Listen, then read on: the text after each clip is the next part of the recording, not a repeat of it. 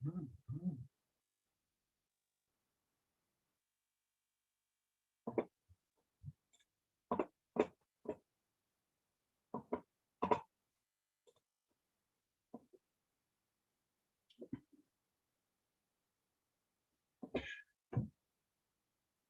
الله الرحمن الرحيم والصلاة والسلام على أشرف الأنبياء والمرسلين محمد بن عبد الله أفضل الصلاة وتسليم. Assalamu alaikum wa rahmatullahi wa barakatuh. I hope everyone is okay in these last 10 days of Ramadan. Barakallah fikum and barakallah for attending these sessions. Inshallah, we're going to be continuing with our fourth and last session on the architecture and the luminous ground. As usual, I'll be sharing my slide, inshallah. This session is about the last two causes, the formal cause and the efficient cause. So in the last few weeks, we've been looking at this model of analyzing architecture, the Aristotelian model of the four causes. We've already covered the final cause, which we called the overall objective of the building, or the luminous ground. The objective of the building being always, of course, to discover and encounter the divine presence in our lives. And we also looked at the material cause, which is the material out of which the building is constructed. And we saw last week how material cause is often overlooked in the analysis of buildings and the analysis of even the natural world, and the way in which the material substratum of things affect us independently of the form itself. This week, we'll be looking at the formal cause and the efficient cause, inshallah. So the formal cause is the form that the material is actually given. Any block of marble has to be carved into a specific form, whether it's the shape of a horse or a human being, or even a column. So today we'll be looking at that, and then we'll be moving on to, inshallah, to the efficient cause. Now, form is something quite fascinating, quite remarkable. Form is that which individuates or gives material a particular shape, a particular appearance, a particular form, form is that which often gives a particular thing its uniqueness, its essence, as it were. So when we read that Allah subhanahu wa ta'ala created the human being upon his form, Allah subhanahu wa ta'ala used the material of the natural world, as it were, clay, which consists of earth and water, and forged out of it a form from his divine presence, from his form. And so the form, as it were, is breathed in to the material, or the form is combined with the material, and form plus material constitutes the human being, as it were. In the analysis of art and architecture, of course, also form is very important. In Islamic art and architecture, in all artistic traditions, form is extremely important, and it is the most studied subject. When you look at a building, or when you look at a pattern on a wall, we usually, as I said last week, our brain tends to focus and process, at least consciously, or at least at the surface level, it analyzes forms and imbibes it. At an unconscious level, it imbibes the material itself and the quality of the material. This is a beautiful quote I found from Titus Burkhardt, the very famous Muslim and art historian of Islamic art. He says, "The history of art, being a modern science, inevitably approaches Islamic art in the purely analytical way of all modern sciences, by dissection and reduction to historical circumstances." So you find a lot of books today on Islamic art and architecture that analyze building in terms of when it was built, who built it, as an object of historical study. And they're very reluctant to study anything beyond the material historical analysis of a building. And so whatever is timeless in the art, the sacred art like that of Islam always contained a timeless element, is often left out by such a modern art historical method. One may object that all art is composed of forms, and since form is limited, it is necessarily subject to time. People often argue that analysis of forms is only interesting insofar as it reveals to us the preferences or aesthetic tastes of a particular period. However, what Titus Burkhardt is pointing to here is alluding to something quite different. He says, this is only half the truth. Yes, forms in art and architecture can be popular or well-known or famous in a particular period, and they may be influenced by a particular period. But that's only half the picture. The other half is equally, if not more important, and that is a form, though limited and consequently subject to time, may convey something timeless, and in this respect, it escapes historical conditions. Not only in its genesis, so not only certain kinds of forms beyond the historical contingency of their birth. So, for example, if someone produced this wonderful geometric pattern in a dome in Islamic art, or any one of the tiles of the Alhambra, even though it emerged in a particular, or its genesis was in a particular historical period, nonetheless, there remains something which transcends the purely historical contingency of the form itself, and that is its spiritual dimension. So even at its birth, even though it is birthed at a particular moment in time and space, it's not a product of that particular moment of time and space only. Certain forms have an eternal appeal, a timeless presence that come from another realm. So this is in terms of the birth, the genesis, but also in terms of the preservation to a certain extent. For it is with regard to their timeless meaning that certain forms have been preserved in spite of and against all material and psychic revolutions of an epoch. Tradition means just that. And so not only certain kind of forms produced at a particular point in history that transcend that particular moment in history, because they are forms that are universal, that are timeless, that are archetypal, but also they are preserved over time, or they are preserved through time for a long period of time, precisely because of their universal and eternal value and appeal. And that's what tradition means. Tradition is the perpetuation, the conservation, the continuity of forms over time, precisely because they answer to psychological and spiritual needs and requirements that transcend the moment of their birth or transcend the moment of their genesis. You may recall a few weeks ago, I talked about the enduring quality of art and architecture. And what I meant by that, I said the durability or the enduring quality of certain forms over time has to do with the fact, more than just the fact that they are able to survive, materially speaking, a long period of time. But the durability of a building or form also has to do with the fact that over a long period of time, it offers forever renewable existential, psychological, spiritual experiences quite consistently over a long period of time. And that's extreme. And that's partly to do with its timeless quality. And whatever form we look at, really, whether it's Mokarnas entrance, as we look up, about to enter the building, which is underpinned by a very clear geometric form, which is timeless and universal. But nonetheless, the very structure or the materiality of the structure itself almost exceeds and spills out of its geometric underpinning geometric structure into the surrounding space.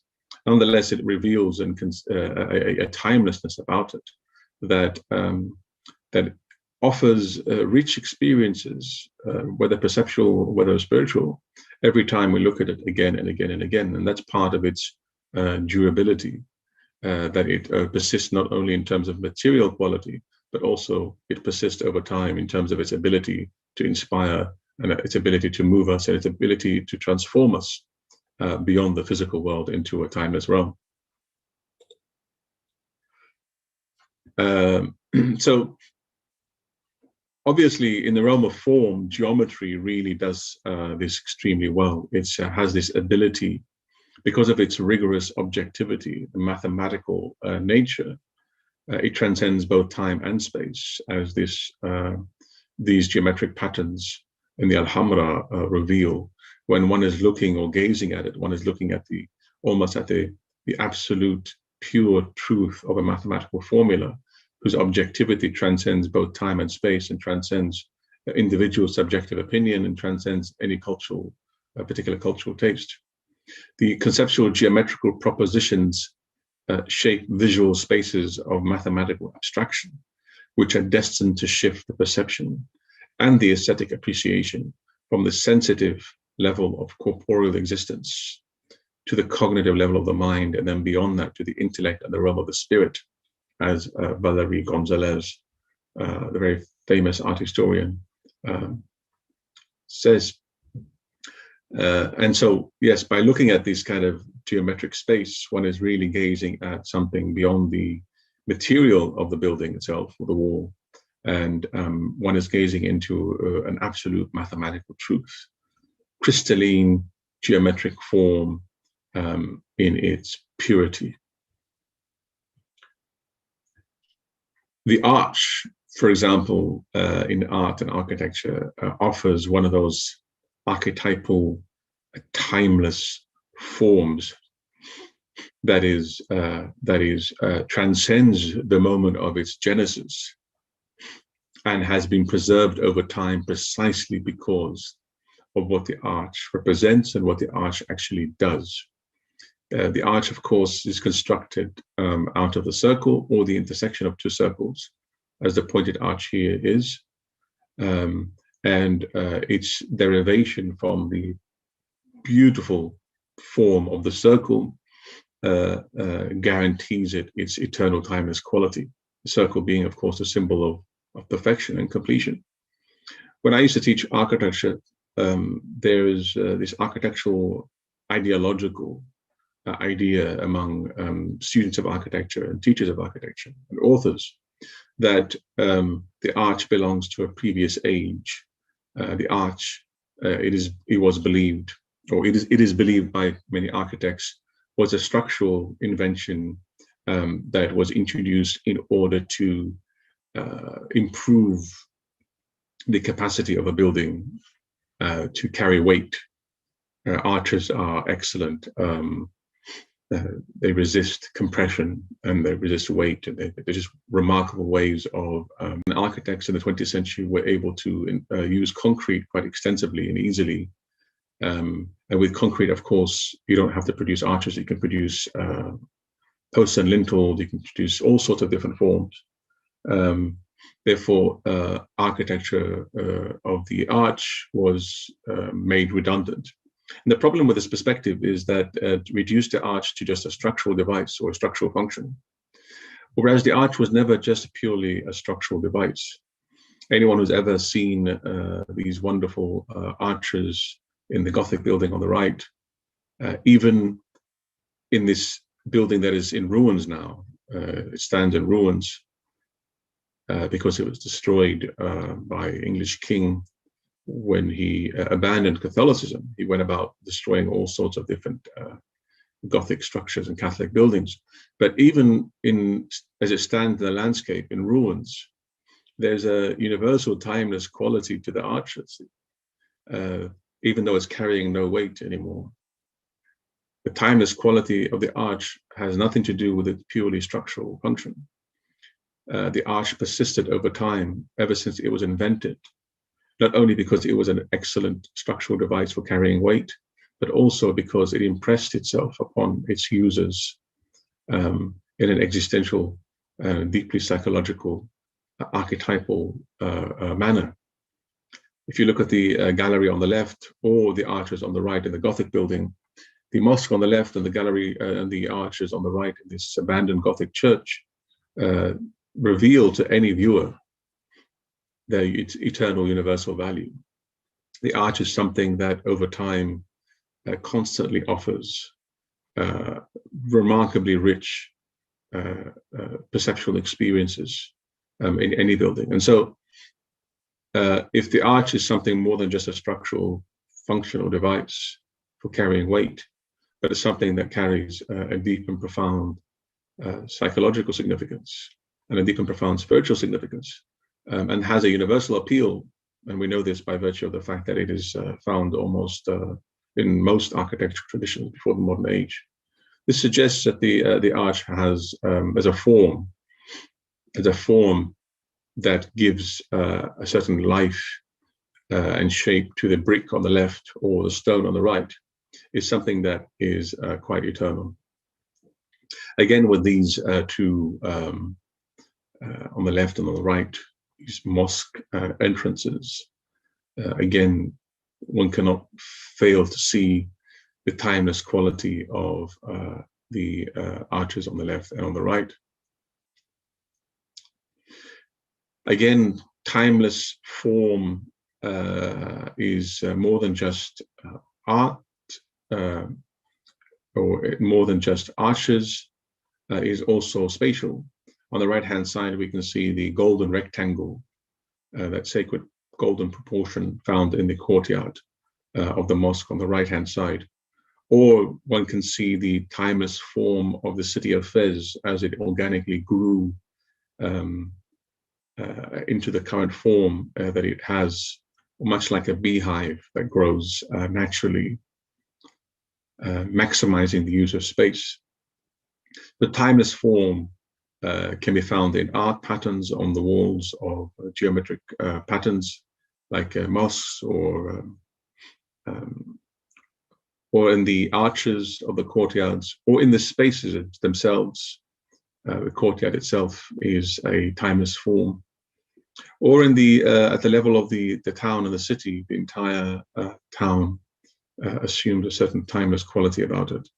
Anyone who's ever visited Fez or any of the medieval hilltop towns in Italy or Spain, or in Istanbul, Turkey, and other parts of the traditional world, will tell you that there is a certain timelessness about the towns, from the most minute detail all the way up to the higher scale, the city itself. Now, I want to introduce you here to the foremost theoretician of architecture today, who I think is developing a radically different theory of the cosmos, and a radically different theory of architecture, and whose works I think can be brought into serious dialogue with any Islamic spiritual understanding of art and architecture. Christopher Alexander, I think, is one of the most significant theorists of the 20th century. Most of his work, architectural theory, goes against the grain of modern architecture and postmodern architecture. His 4-volume work, his masterpiece, The Nature of Order, is an amazing contemplative reflection on the nature of order in both the natural world and in art and architecture. And you'll see here, volume 4 is called The Luminous Ground, and the last chapter in that book is called The Face of God. So his whole work or his whole approach to architecture is to make God appear in the middle of the field. And there's a wonderful quote in an earlier book he wrote, The Timeless Way of Building, where he says, "There is one timeless way of building. It is 1,000 years old and the same today as it has been ever. The greatest buildings of the past, the villages and tents and temples in which man feels at home, have always been made by people who are very close to the center of this way. It is not possible to make great buildings or great towns or beautiful places, places where you feel yourself, places where you feel alive, except by following this way. And as you will see, this way will lead anyone who looks for it to buildings which are themselves as ancient in their form as the trees and hills and as our faces are." He talks a lot about the quality of wholeness in both art, architecture, and nature. And I think he's architect who's had one of the greatest influences on my own thinking.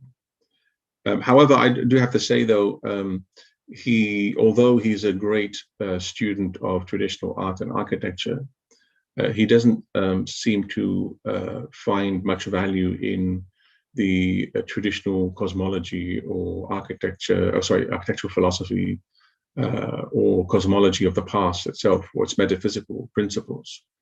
And so most of his work has been developing a very sympathetic reading and understanding of traditional architecture from the perspective of trying to undermine contemporary scientific paradigm and to discover within the natural world itself the inherent rational principles that underpin order.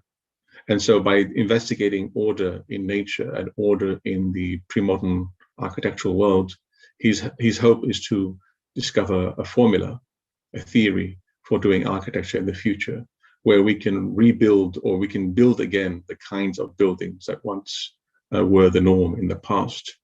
So what I've been doing in my own work is I've been trying to marry his work with the more contemplative, metaphysical, and cosmological tradition from the medieval period. One of the most interesting things about his work is that he focuses a lot on this idea of form. And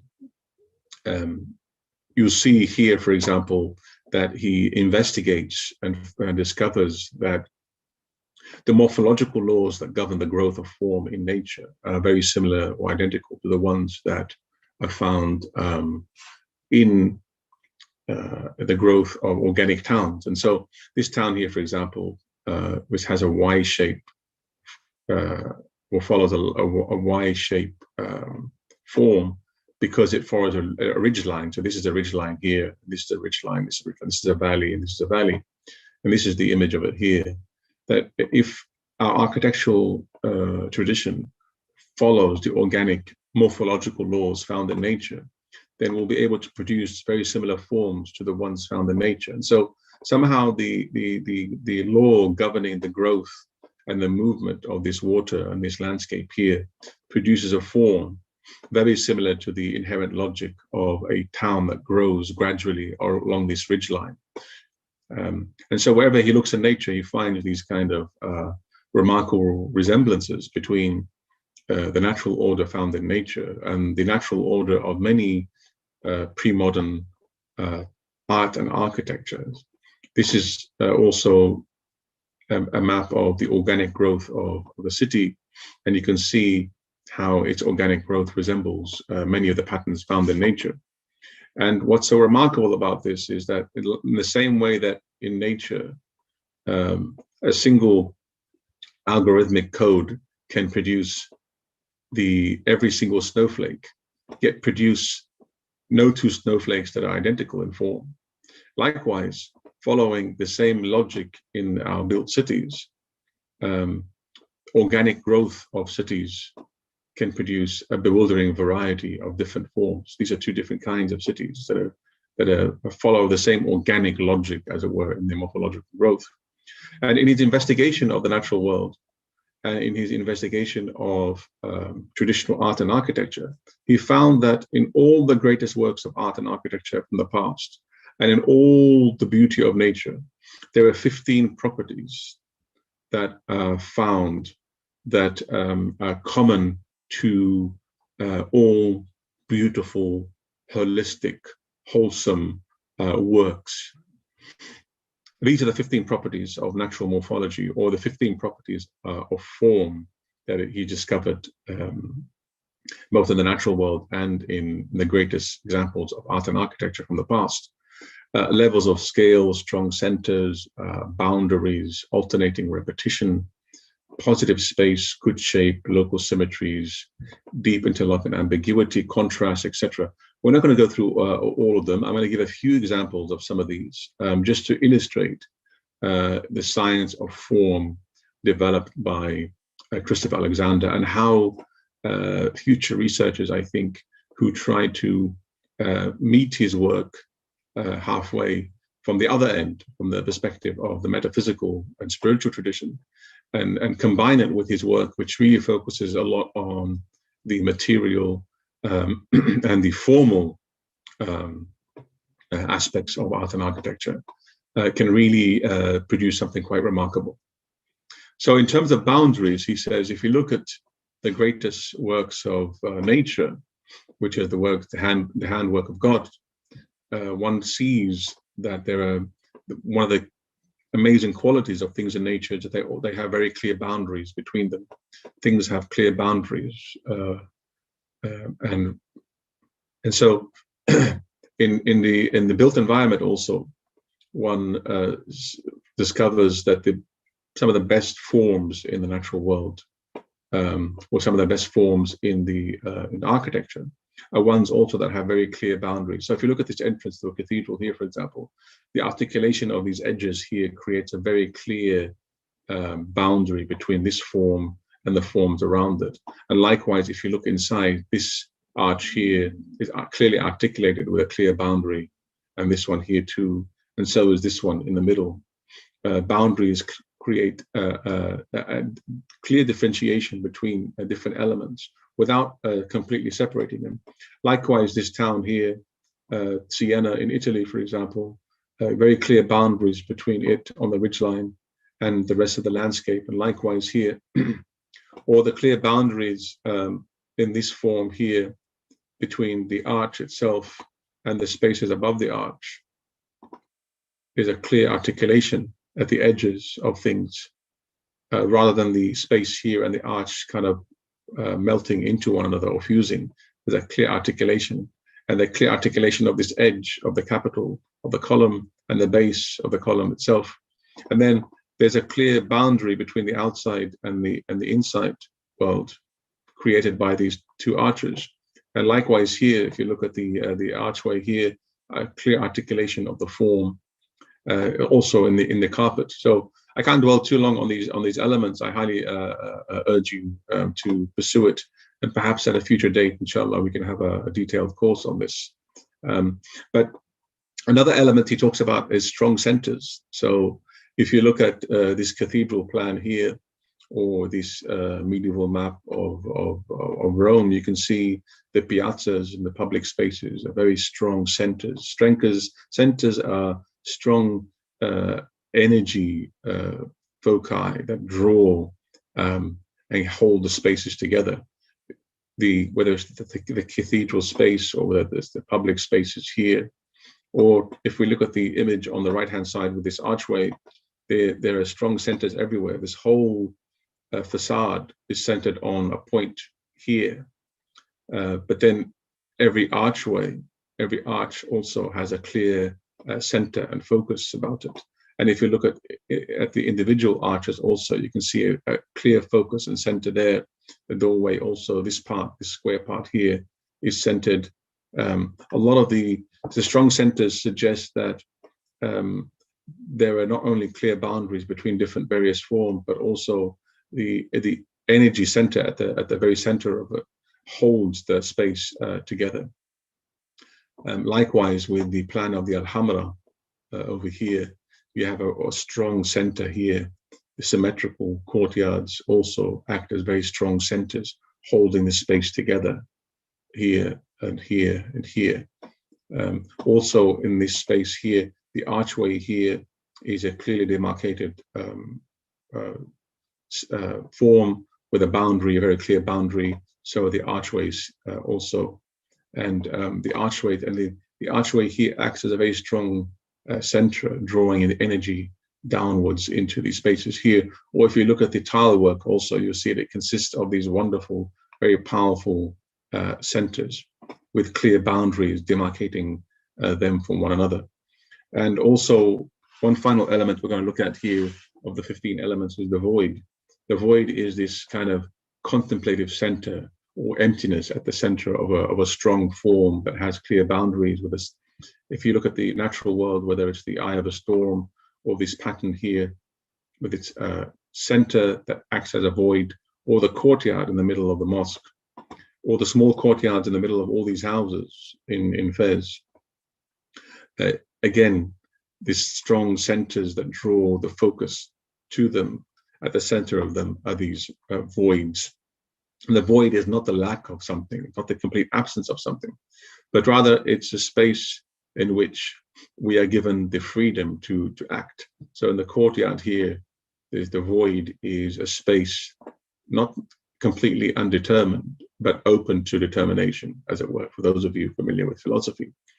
One could say, of course, that the Kaaba is one significant void in the sense that we've been talking about now. Traditionally speaking, the Kaaba was not roofed, and so all Muslims prayed towards the Kaaba itself with its black cover. the blackness of the cover of the cube itself acts like a void, but it's not a void of emptiness, but rather a void that is pregnant with all possibilities and pregnant with meaning. And so all worshippers who pray in the direction of the Kaaba project their own image of the beloved on the blackness of the surface itself. Looked at from above, the Kaaba was not roofed, but rather it was four walls open to the sky, acting like a void that is filled with the aspirations and images of the divine in the hearts of the multitude of believers who turn towards it. So the void is really a void, a space of possibilities, a space of contemplation, a space filled by the imagination and filled by the individual worshippers. So there's so much I can talk about in terms of form, and hopefully, inshallah, as I said, there'll be occasion to have maybe a detailed course on these issues in the future, inshallah. So we have to move on now to the efficient cause, the designer who gives form to the material. So the formal cause and the efficient cause are interconnected. Well, they're all interconnected, but the efficient cause is the actual designer himself who gives form to the material. So in many ways, the efficient cause or the designer himself or herself is the one that holds it all together. They're the ones that give form to the material in order to achieve the final cause or objective, which is to create a space or an encounter with the luminous ground, which is a face of God and things. And the efficient cause is one that has suffered as much as the formal cause in the 20th century. If in the 20th century, architects have abandoned natural material, thereby destroying one of the fundamental powers and strengths of the material cause of a building, and if they've abandoned traditional forms, like the arch and like the dome, for example, which has a universal timeless appeal about it. Likewise, it's because the efficient cause to designer has abandoned within themselves a way of life, a way of thinking, a way of being that is in tune with the nature of what is. And so in order to be able to restore really properly the material cause and the formal cause, we have to really restore the efficient cause, the designer himself or herself, to their true nature. And so let's have a closer look at the efficient cause. If we look at traditional architecture, traditional forms and buildings in the past, traditional architects or craftsmen had really two pathways when they were trained. Either the traditional craftsman was a great and accomplished architect, like Sinan, for example, who designed the Sulaymaniya you see on the right-hand side. And those were architects who were we might call talented geniuses, who were able to work within the canon of their traditional architectural form, push its boundaries and create new paradigms and new models and new structural possibilities within the paradigmatic rules of their tradition. And they're the ones who really stand out, as it were, in architectural history sometimes, although more often than not, they're not really known. But these kind of architects were rare, and they created great works of beauty. However, the majority of traditional buildings were not built by people like Sinan. They were built by your average architect. And so the second path for the traditional craftsman was not so much the path of individual genius, but the path of those who emulated the best practices and followed the creative geniuses who left their mark on their tradition. So if you look at the Ottoman architectural tradition, for example, you'll see that once Sinan had stamped his genius on the architectural form of Ottoman architecture, it was subsequent architects over countless generations who, following in the blazing path that he opened up before them, they emulated the rules and principles that he laid down for them. And the reason for that is very quite simple, really. In architecture or in any walk of life, not everyone can become a genius and not everyone can stand out. And the best that we can do is, while some of us stand out and some of us exceed others in their genius and their talent, the rest of us who hope to achieve a certain degree of beauty in architecture and art can refine our skills and our talent better by emulating rules and emulating principles that have been laid down for us. And what that tends to achieve is something quite remarkable, because what happens when when in any profession, the majority of practitioners of a craft have an above average skill set or talent. Only few really stand out as the geniuses. But when the average architect or designer is trained in an architectural tradition, what happens is that whatever mediocre level of talent they may possess is now elevated to a higher level. They're empowered with a power and a skill set above and beyond their own training and their own innate capacities.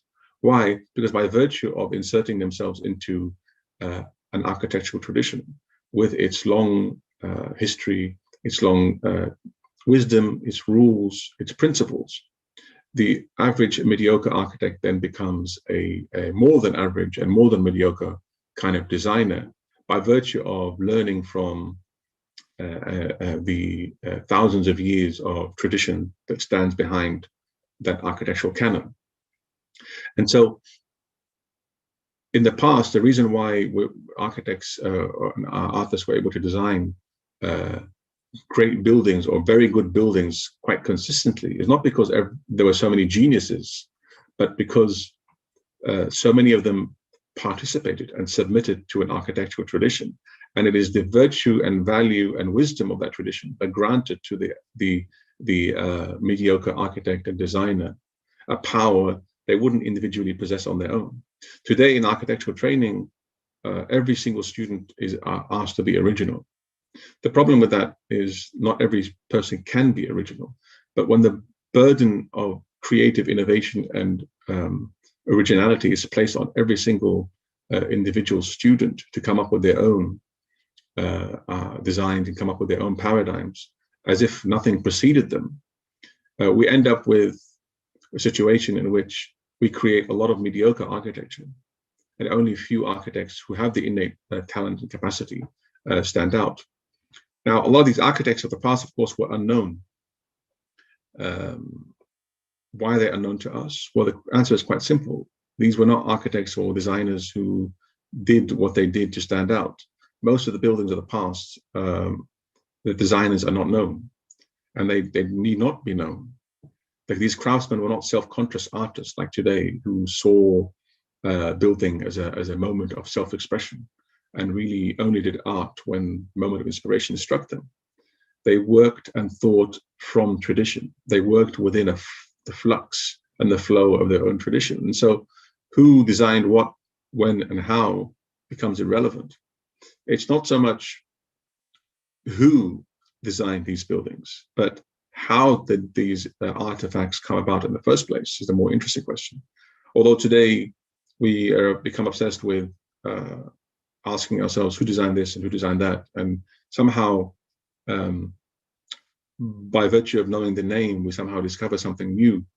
And then the reason for that is because so many buildings today have the stamp of the individual subjectivity of the architect, which is why knowing who the person designed it is important.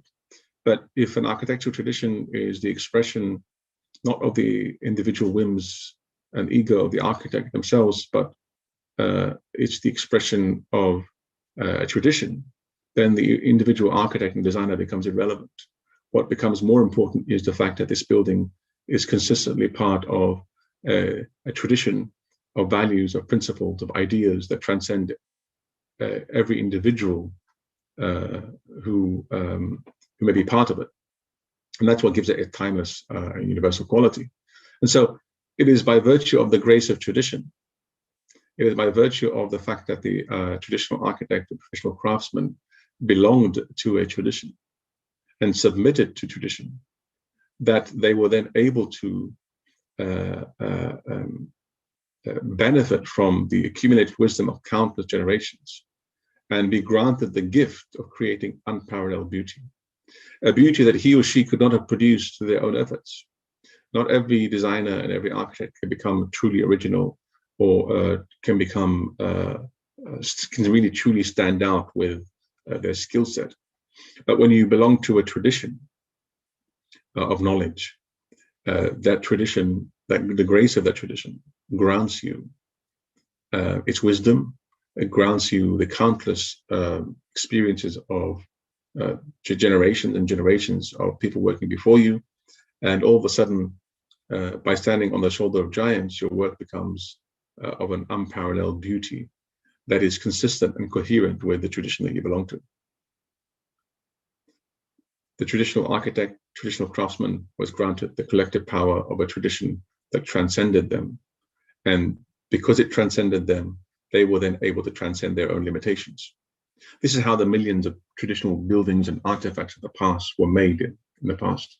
So if you ever ask yourself, why do traditional works of art and architecture have a consistently high quality about them? It's because of this. It's because of the grace of tradition. And you can look at this comparison with other forms of knowledge also. If you look at fiqh, or if you look at any other form of traditional knowledge and ilm, you'll see that not every alim can be a Shafi'i, or Izz bin Abdul Salam, or Abu Hanifa, or any of the great fuqaha. But an average faqih becomes more than just an average faqih by virtue of participating in this silsila of knowledge that goes back to these giants. And it is the tradition itself that then grants the individual faqih and elevates them beyond their own limitations, and gives them a power to produce knowledge that otherwise on their own they probably would not have been able to do. The same applies also, of course, to all forms of knowledge. And so here you see the relative consistency of buildings produced over long periods of time, sitting in harmony side by side in the same space. If each and every one of these buildings was produced by an architect who came and said, I'm going to design my own thing from a clean slate, and I'm not going to be working within a tradition at all, each one of these buildings would have been of a radically different height.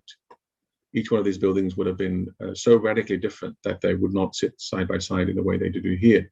Whereas in this traditional framework, although there's a diversity between the buildings in terms of the color, the slight variation in height, the fenestration, the windows, the relative consistency in height of buildings, all these create a certain harmony of buildings sitting side by side.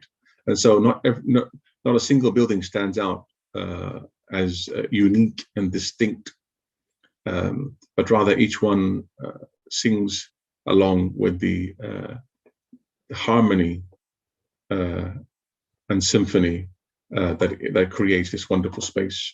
And the grace of tradition, of course, very important element in the efficient cause, that the traditional craftsman was immersed in a world that was sacred. Almost all of the traditional craftswork in the world throughout history, and many of the most profound and moving objects that human beings have ever created, were developed within the context of a pre-modern religious and spiritual tradition. The traditional worldview was God-centered. It was rooted in religion. And that was the reason why they produced such beautiful works of art and architecture. One can only imagine the rich religious, cosmological, and symbolic tradition to which the craftsmen submitted wholeheartedly.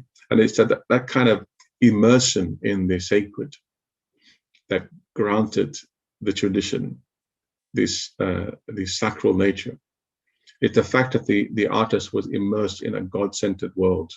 Christopher Alexander points out on several occasions that the fact that the traditional craftsman was focused on God, it allowed the artist to focus on a center within, that is the same center without, and transcend contingency, and able to produce such great beauty. However, the problem with Alexander is that he refuses to embrace any of that God-centered cosmology.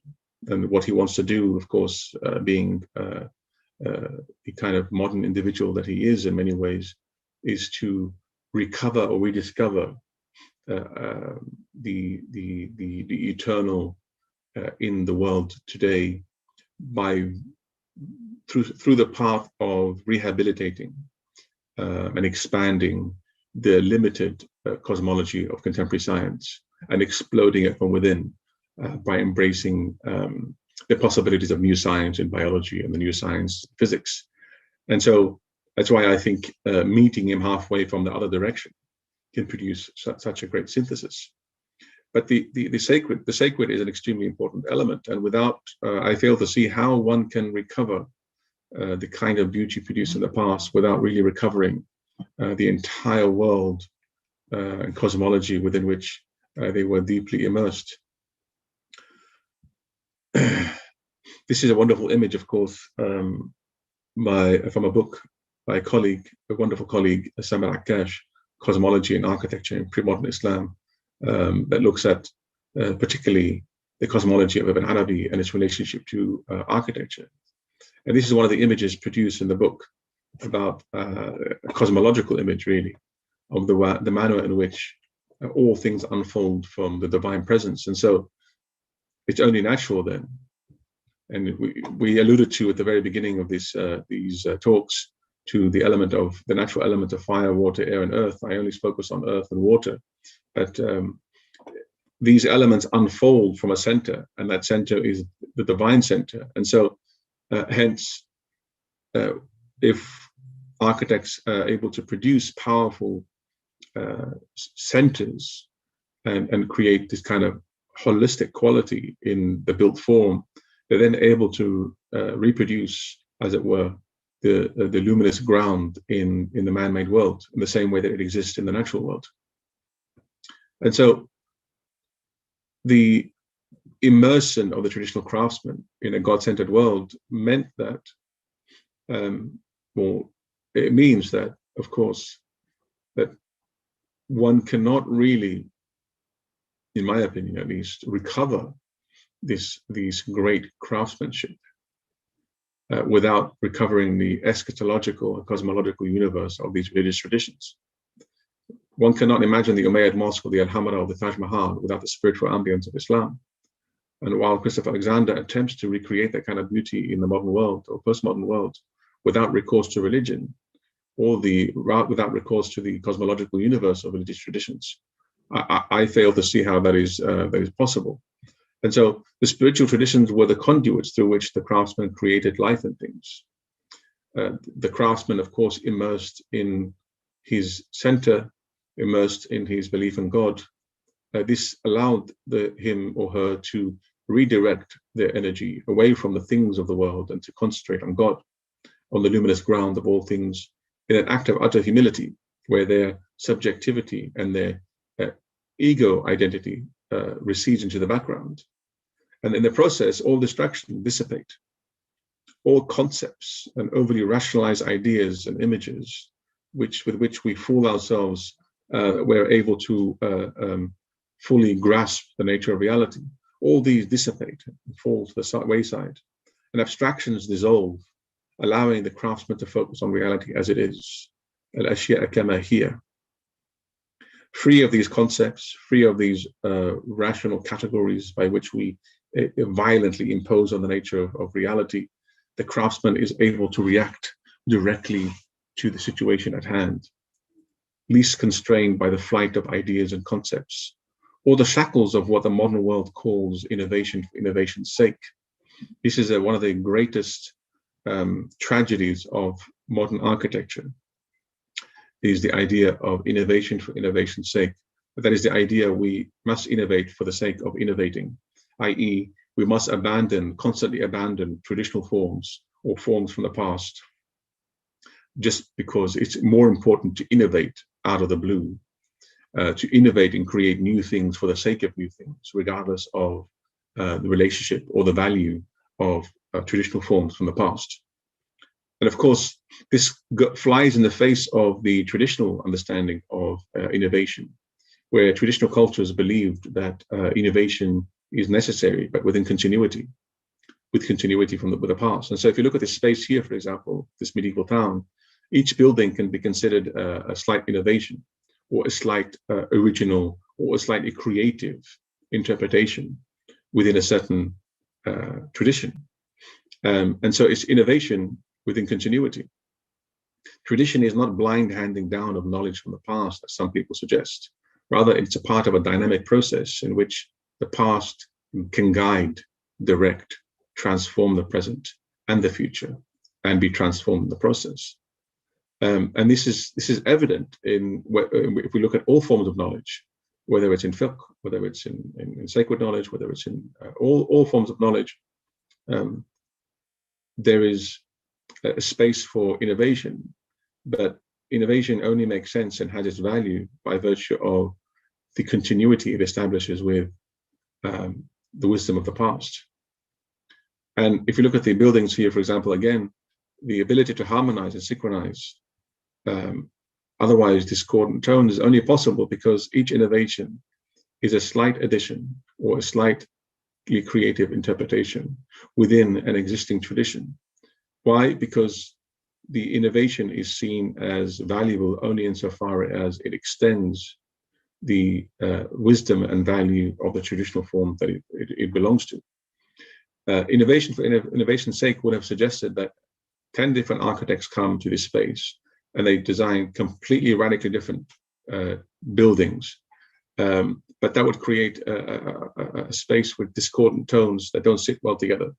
And it will create forms that are not as beautiful. One individual cannot outstrip, or at least one individual creative genius cannot substitute for the thousands of years of tried and tested methods. And one individual's brilliant creativity cannot substitute for the eternal forms that are found in a tradition that's been producing buildings and producing great buildings with great beauty consistently for thousands of years. And so the durability of architectural traditions of the past, the fact that they survived for centuries, designing something similar and similar and similar, is no argument against them. They didn't believe in innovation for innovation's sake. Rather, they believed in innovation within a continuity of forms that have proven their value again and again and again over centuries and centuries and centuries. And so people often think, well, the traditional craftsman lacked freedom. If you lack the ability to design from scratch, then you lack freedom. And this is a very serious misconception. The traditional craftsman actually engaged in freedom, was immersed in freedom, despite the existence of rules to be followed and models to be imitated or emulated. Following tradition is not an act of servility or collectivism. A crucial condition for the generation of such beauty is freedom. But the question is, what kind of freedom are we talking about? I like to often say that traditional freedom emphasized two things: a freedom from and a freedom for. The freedom from is a freedom from the whims and desires of our ego self. Freedom from these is extremely important in order to open us up to a freedom for the possibilities of our higher self. That's the kind of freedom we should aspire to, a freedom from our lower self, so that we can be free for our higher self. In modern architecture, in modern paradigm of things, we're free for the lower desires, and we're free from the higher self, which is the complete opposite.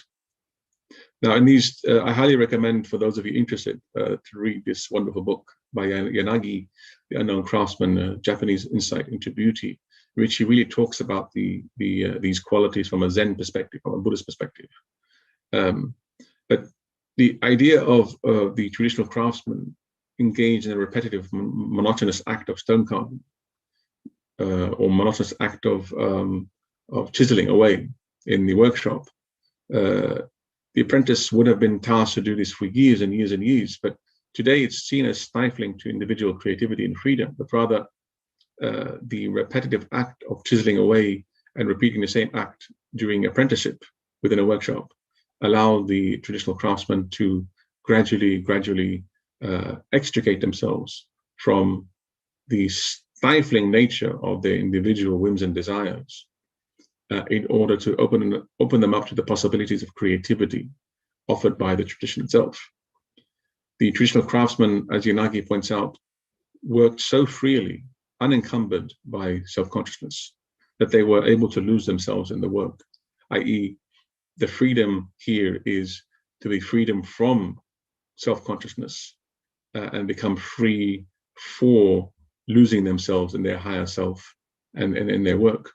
It is a free and effortless act that is neither entirely conscious nor entirely unconscious, but merely without pretension, producing a beauty deriving not from its pleasing form per se, but simply from its pervasive modesty and simple naturalness. And therefore, what the kind of traditional freedom of the traditional craftsman suggested was what it nurtured really was individuality of the artist, not individualism. And there's a very big difference between them. Individuality in traditional craftwork is highly cherished and emphasized. Individualism is what is highly nurtured in our modern world. Individualism, of course, is an ideology that privileges and celebrates the individual over the group. It privileges self-expression over collective wisdom, and the superficial ego self over the thou. In contemporary design, artists see the object as a means of self-expression. This idea of art as being self-expression is a modern invention. It never was the case. Works of art and architecture were meant to be an expression of a collective wisdom. They're meant to be an expression of a set of values that transcend the individual.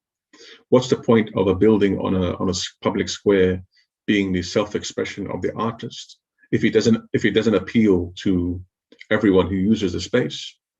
There's no point in having a building on a piazza, on a square, that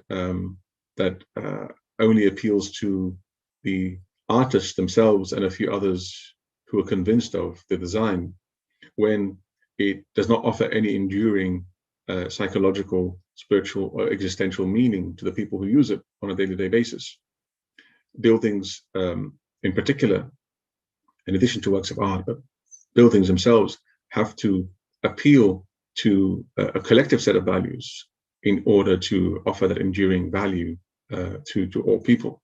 If someone wants to express their own whims and desires, they can do so on a canvas somewhere in their own free time. But when it comes to public space, when it comes to public art, when it comes to towns, villages, architecture that is used by a majority of people, it has to appeal and have a certain enduring value to people who use it today, to people who use it tomorrow, and 100 years from now. And so we can't really nurture individualism in this space. As opposed to individualism, individuality is something quite different. Individuality embraces our innermost, last, and incomparable essence, which is an earthbound creature whose existence depends on and is granted by God. When buildings express the humility of our root, that is, man's true individuality or nature is that of a servant in relation to the divine. Our root, which is earth, because we were created from it.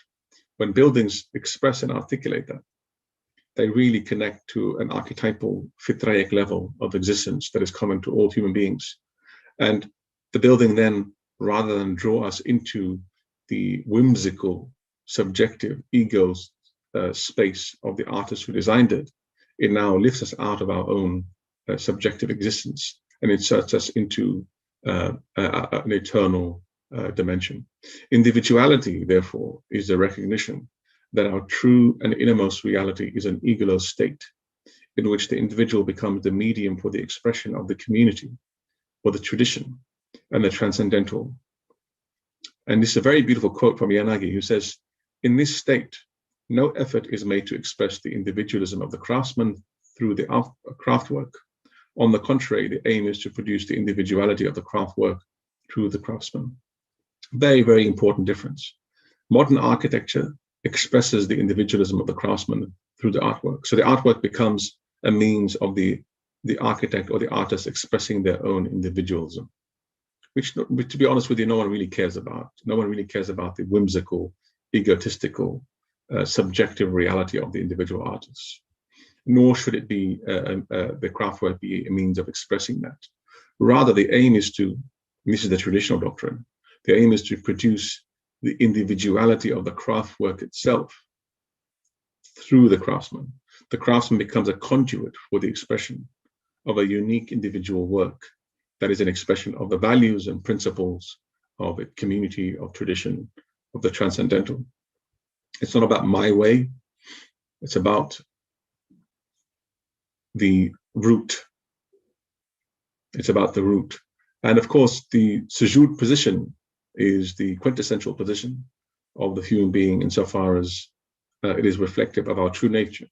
In sujood, our ego is effaced, our head touches the earth, we come back to our roots. And in many ways, a building should be one that really articulates that kind of basic, humble position. Unfortunately, you find a lot of in modern architecture, intrusions on modern architecture into into traditional spaces. You find this kind of affront or this kind of rejection of the very spirit of the spaces themselves. This is St. Anthony's College, Oxford, a rather modest college built centuries ago, unassuming really from the main street. But over the years, you've had these kind of modern interventions on the site that really produced buildings that, for all intents and purposes, have destroyed the character of the space. So above you have a classic example of modern architecture, and here you have a classic example of Zaha Hadid's postmodern architecture. None of these buildings fit into the space at all, each one making a grand statement reflecting the overinflated ego of the architects themselves. But such is the modern idea of architecture. 100 years from now, none of these buildings, neither this building or that building, will still be standing. None of these buildings are built to endure from a material point of view, because the materials don't last that very long. But also, they don't endure more than a few days either, because the building's aesthetic appeal, its forms, its material, does not speak to the human soul at all. And so not only will it not last or endure for 50, 60 years in terms of structure itself, but from the first day, from its inception, from its genesis, it goes against the idea of a timeless form that we spoke about earlier, in which form persists and is preserved precisely because of its timeless origin. And you compare any of this building with the unassuming quality of this building here, built at stone, or any one of these, and you can really clearly see that. And so when the craftsman achieves this kind of egoless state, when we talk about egoless state, we're not talking about necessarily a state of absolute Sufi fana in that sense necessarily. An artist, a craftsman can achieve an egoless state without it necessarily being the highest state of fana. There are degrees of fana or annihilation, and one can be annihilated in one's work in a momentary suspension in the ever-present moment, in the divine presence, without necessarily it being the highest fana that some of the great mystics achieve. So there are degrees of fana and or annihilation. And Rumi describes this state perfectly when he says, if a perfected one, egoless, holds dust in his hand, it turns to gold. While if another defective one, ego, holds gold in his hand, it becomes ashes. This is really, really a beautiful expression of the difference between traditional and modern art and architecture.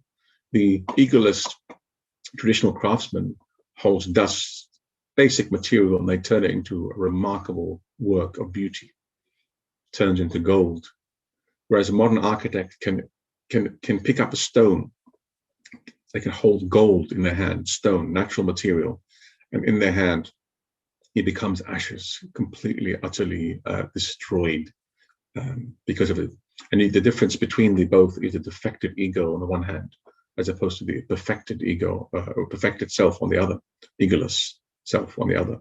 And so that's why I emphasize that the crucial part of reforming architectural practice today lies in the efficient cause, because it is the efficient cause, the conscious designer, who is the one whose defective ego, whose corruption of soul and self has led to the deficiency of the formal cause and the material cause, and therefore the complete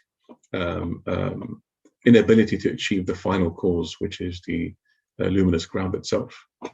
Only in this state of the egoless state, paradoxically, can one attain the freedom at its highest and most unfettered.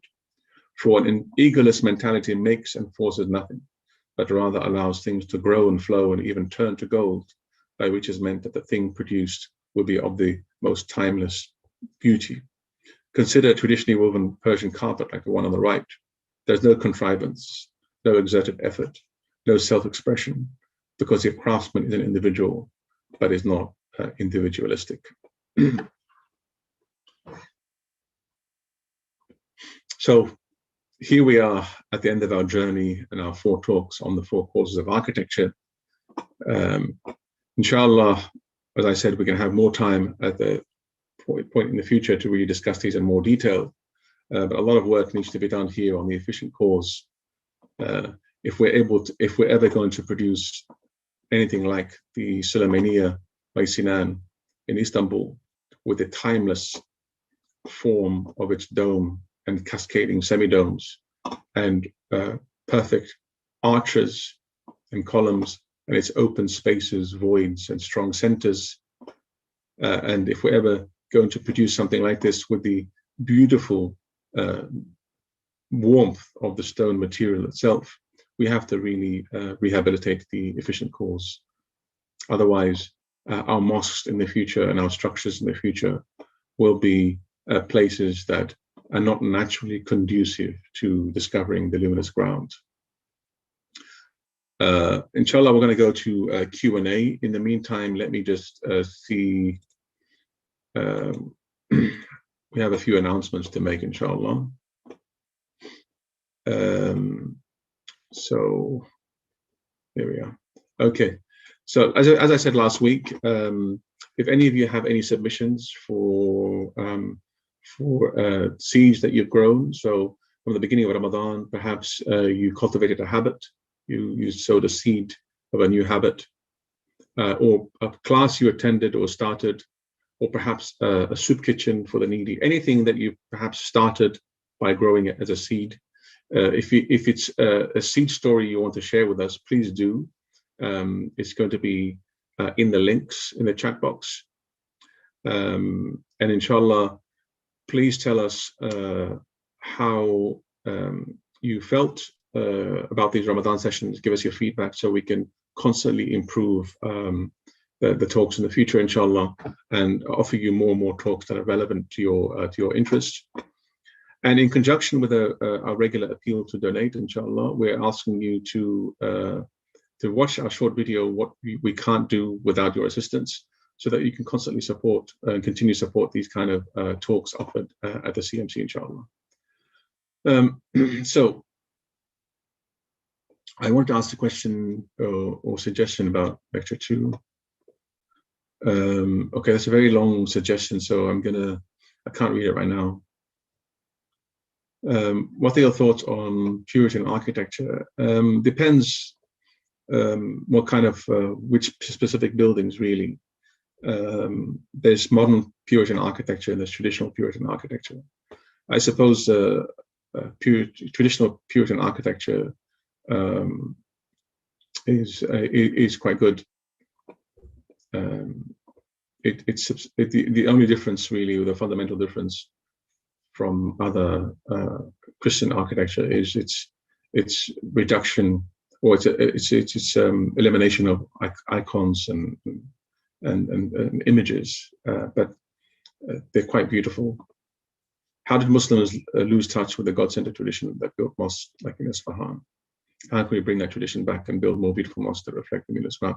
Well, as I said earlier, we really have to critically rethink the efficient cause. So in the 20th century, 21st century, most Muslims are no longer traditional in any sense. What I mean by that is we're quite modern individuals who, yes, we practice our faith and our deen, but by and large, to a large extent, our worldview, our cosmology, our overall outlook is highly determined by modern ideologies in every respect, whether it's in philosophy or in ethics or in art and architecture especially. If you look at the 20th century, for example, the generation of Muslim architects who intervened to design the buildings in the Muslim world were trained according to the paradigms of Western architecture, coming out of Sorbonne or coming out of London, Paris, New York, and they abandoned the principles of their own tradition in an attempt to modernize and progress Muslim societies. We now know better, and we now know that our assessment of modernity as somehow superior to what we had was short-sighted. We need a critical engagement with modernity today in order to understand its catastrophic dangers, but at the same time also discover the value it may have for us today. But only in light of, we must evaluate it also always in light of our traditional principles. Otherwise, we're evaluating the traditional principles of Islam from the perspective of modernity and modernism or secular ideology, which is what's happening today. The books I would recommend, the 4 volumes I mentioned earlier by Christopher Alexander, the Nature of Order, and his first book, or an earlier book called The Timeless Way of Building. However, I do caution that of all the books out there in architectural theory, his is the closest to recovering this perspective, but it's only half the picture. One has to complement it or supplement it with a strong reading of classical Islamic tradition, its cosmology, its metaphysics. So I would urge reading Christopher Alexander from the perspective of classical Islamic cosmology, metaphysics, and philosophy. And from that perspective, his work will make a lot more sense. And actually, you'll be able to transcend his own limitations, because there are very serious limitations in his own approach. But it is of immense value.